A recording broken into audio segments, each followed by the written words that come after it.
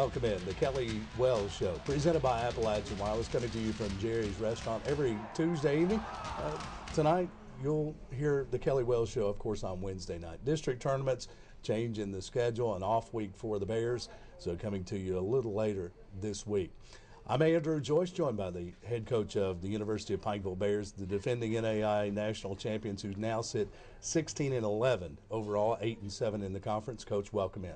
Thank you very much. Always a pleasure. Great to be here at Jerry's Restaurant and share a little bit more about U-Pike basketball. It's always a great story, sometimes a frustrating story. And I know last week when we talked in post-game following the West Virginia University Tech game, it's one of the most frustrating times I'd ever seen you in your time here at Pikeville. Yeah, I heard that from my mother and from about 10 other people that listen to the post-game show. And sometimes I am a culprit of really just leaving things on my sleeve. I am who I am. Sure. And, sometimes I think people appreciate the fact that we're honest with them, and when you're upset and you're frustrated, we're upset and frustrated. Absolutely. And there's things that we can do so much better that are, as a coach, your team is a reflection of yourself, and sometimes I just don't think this team is a reflection of who I want them to be and of me, and that's frustrating. I think we've got a great set of players that are great to be around, and I think that even adds to the frustration level because you want good for them. And we get to situations where we can improve and get better, and we just fall just a tad bit short. But we're going to keep working. We're going to keep working every single day, and there's not been a team in our league that has really beat us significantly. Georgetown at third place was one of those nights, but the rest of the time we've been 2 points away, and we've won a lot of games as well. But at the same time, you want to get over the hump in those kind of games. There's no one we can't beat, so we're encouraged by that. Frustrating week, and let's back up prior to West Virginia Tech. Let's talk about Rio Grande. Of course, a win, not a pretty win, but I know in our world, wins are wins, and you take them any way you can get. But you weren't terribly pleased after that game. No, I just don't have a great sense or a good handle on these guys for some reason. I just don't, and the same thing, even we had a great practice yesterday, and even when we did segments where it was late game situations and having to finalize practice settings and practice situations, we didn't come through in the clutch. We made some bonehead mistakes and some things that we've tried to preach to them 1,000 times over, and sadly that's become some of our identity, and we've got to get through that. And all it takes is succeeding doing that a few times. It becomes a habit, and then you close games out the way you want to. And it is frustrating. Even when you win, the standard's still the standard. We want to be as good as we can be, and we want to play well, we want to finish well, and we just haven't done that as of late. I have the privilege of being able to be in your locker room pregame and on your board for the last several games, maybe the last 10 games. One of the keys has been get off to a great start. Against Rio Grande, fell behind 12, 14 points, 14-0. something like that. Against West Virginia Tech, fell behind early again. What can you do as a coach to get that through to your players, as it has been so much of the focus over the last several weeks? It has been, and that adds to the frustration level. We've shown them on tape how good we are when we start off great. When we don't start off well, it's a battle playing uphill all night. Doesn't mean we lose, but we don't play as well as we can play. Right. It's something we stress in practice. We've changed up the start of practices to letting them stretch on their own this week to make them get ready, get whatever you need right away. We started man-to-man the other night versus coming out in our 1-3-1 like we normally do, maybe to change things up. And I haven't found the button to click, and I've just come to the conclusion at some point the light switch is in the players' hands. And they've got to either pull that switch or they're not going to pull that switch. And we've led them to the water, now it's time for them to drink that water. As a head coach, obviously the leader of the team, the leader of the program, but many times, many different sports, many different levels, coaches will talk about a leader on the floor. Is that possibly what's missing from this team, that leader that can bring this team together on the floor? I think there's some of that, but we've also had good teams that we really didn't have what you would designate as a leader, but we've always had kids with a lot of courage that weren't afraid to make mistakes. And when I say courage, I don't mean that to be the wrong way, but in order to carry out courageous acts, you can't be afraid to fail. And there's going to be times, Michael Jordan said it best, there's 27 game winners that he's missed. There's 2,500 shots that he missed. Sure. But the reason he was successful is because of those failures that made him great. And that's where we've got to get to. We can't be afraid to fail. We've got to go out and earn victories and have some courage down the stretch and have courage to make plays. And that's, as a competitive person that I am, I just can't see past those kind of things. I just think that's something you have to have as an athlete. We talked about a frustrating week last week. You go 1-1. It can't be all frustrating, but certainly somewhat frustrating for you as a coach because you know tournament time is just around the corner. How has this team been different for you as a coach than other teams that you've coached? You know, on a scale of 1 to 10, 10 being the most challenging, we're right there chipping at a 9.5. I mean, it's been a challenge in everything. We've had to change our style of play in a lot of ways. We've lost some players. You know, and they're a tremendous collection of guys. I love each and every one of them. But we haven't gelled together. We haven't complimented one another as much as we'd like to. And then we came back this week practice, and we've been gangbusters. We've been doing well. So I don't think the guys have any quit in them. We've shown that. We've gotten off to terrible starts and still found ways. You know, we're frustrated after West Virginia Tech, who's a top 10 team in the country. Sure. They're leading our league. They'll close out winning our league no matter what happens the last 2 games. And we're playing them down the wire. They make free throws to beat us. And that's the exciting part as a coach, but it's also frustrating that, you know, if we're going to be this close to somebody, let's beat their tail, especially at home. And they're playing really for nothing, and we've got everything in the world to play for, and they're outworking us. That's unacceptable in a lot of ways. It's the Kelly Wells Show, presented by Appalachian Wireless. We come to you from Jerry's Restaurant, and we talk about a frustrating week. The Bears 1-1 last week, now sitting at 16-11. 8-7 in the Mid-South Conference, 1 regular season game remaining before heading to the Mid-South Conference tournament. Talking with the head coach of the University of Pikeville Bears, the defending national champions. We'll talk more U-Pike basketball when we return.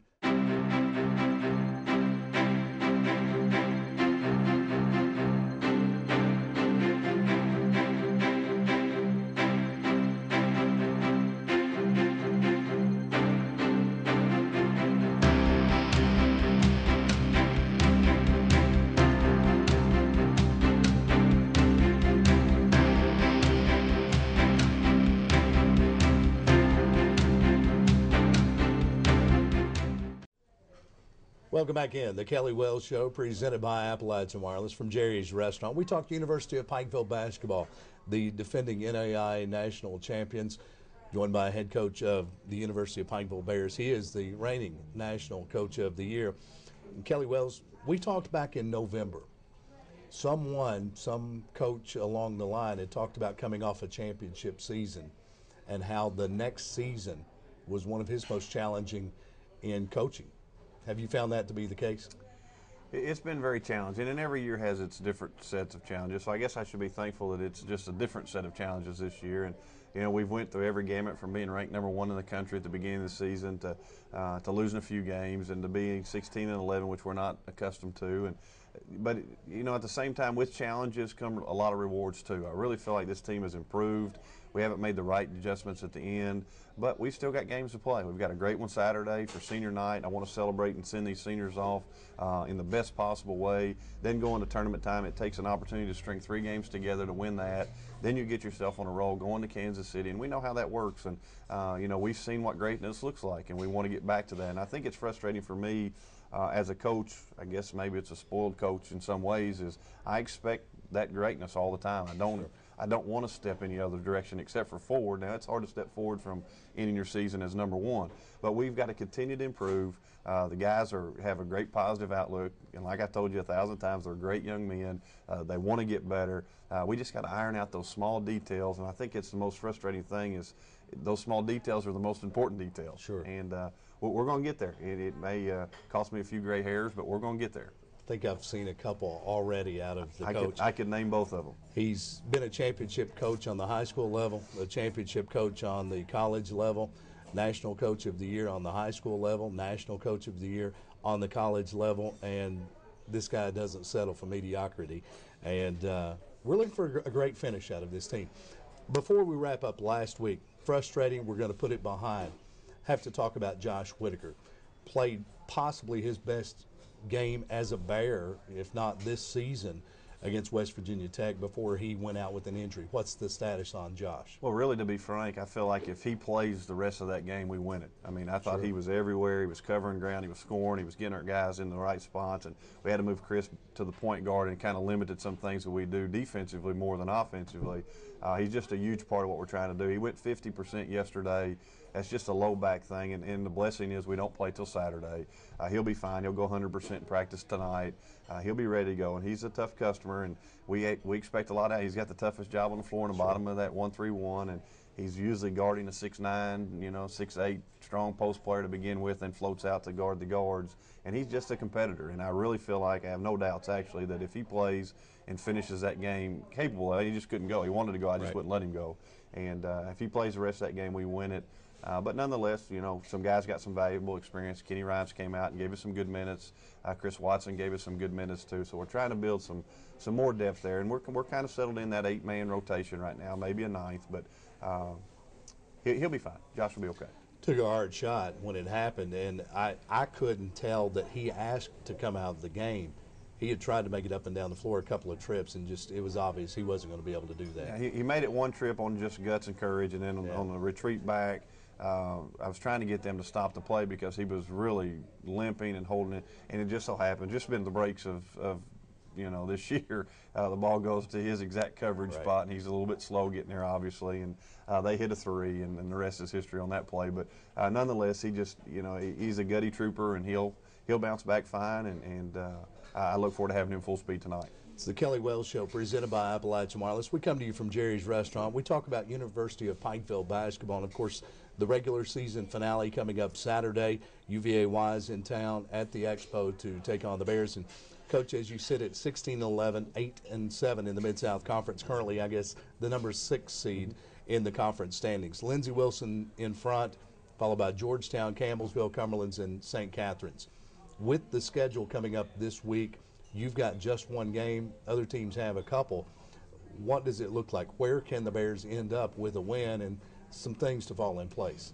Well, sadly, we'll move up in the polls Thursday just by not playing. We're one game ahead, other than West Virginia or UVA-wise. We're both one game ahead of everybody else. So we'll move a spot because the right teams are playing each other. Cumberland's and Campbellsville and Lindsey and St. Catherine's, all those folks are playing one another. So we'll move a position up to a tie with someone. Sure. We're hoping it's the right one so we can win those tiebreakers. And then if we take care of business Saturday like we hope to take care of, we could move into that 4th position. And if you move into that 4th position going into the tournament, I don't know this week with the ratings.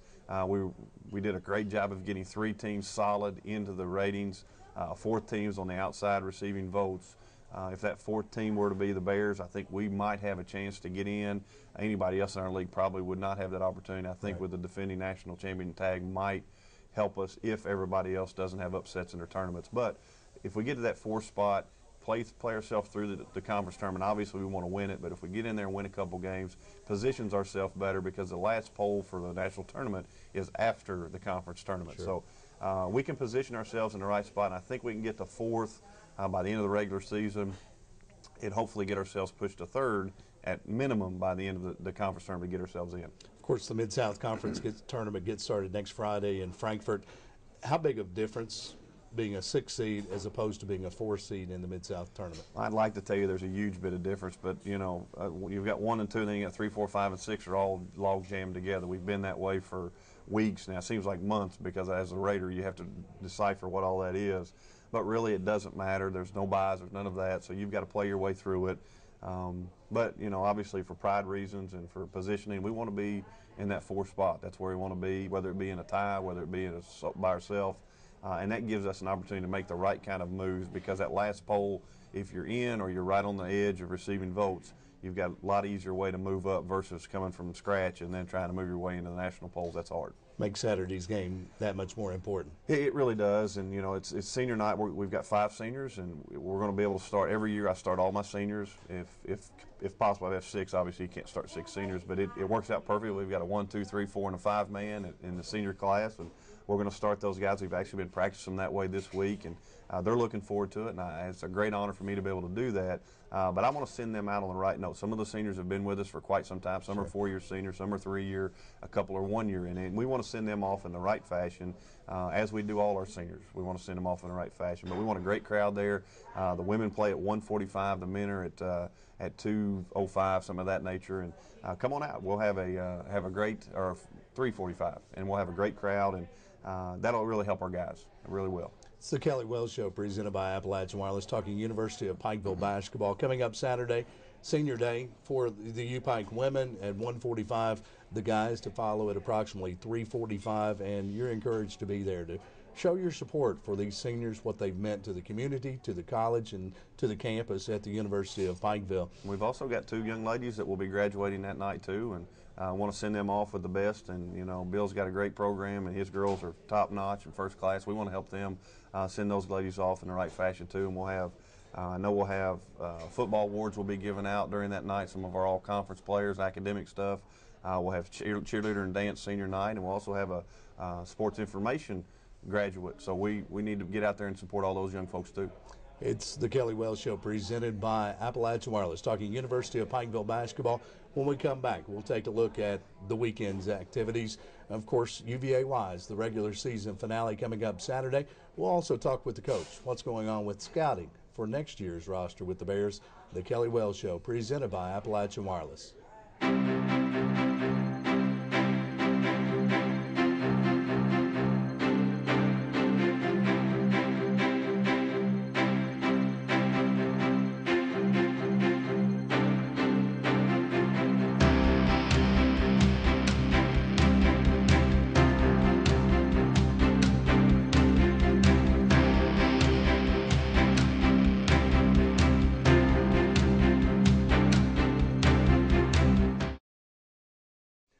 Welcome back in, the Kelly Wells Show, presented by Appalachian Wireless, talking University of Pikeville basketball.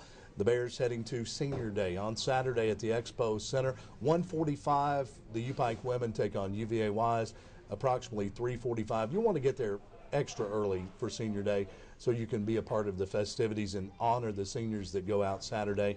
UVA-wise in town, and Coach, besides Senior Day, you start the seniors, a little scouting report on Wise. Well, we had a strange effort at their place. We did win, and we dominated the second half and played really well, and that was the night we shot 50% from the free throw line. Didn't seem like anybody that we put to the free throw line down the stretch could even come close. We had a double-figure lead under 2 minutes to go and ended up sneaking out of there with a 3-point win. Just not another night of closing that we would like to do. And you know, we are a 71% free throw shooting team for the year, but we have seemed to found that 29% of our misses usually come at the end of a game situation for whatever reason, and didn't close that game out as well as we would like to, but we did pull a win out on the road, and we need to complete that sweep of them on Saturday by having a dominating performance. If you have a great performance leading into the tournament, it really gets you fired up, sparked up. If you just kind of trudge through it and get a win, you don't get to the point where you want to be, and I guess that leads to some of my frustration, because I'd like to feel good after one too. Sure. You know, I'd like to get my mojo back a little bit too. Maybe we will Saturday.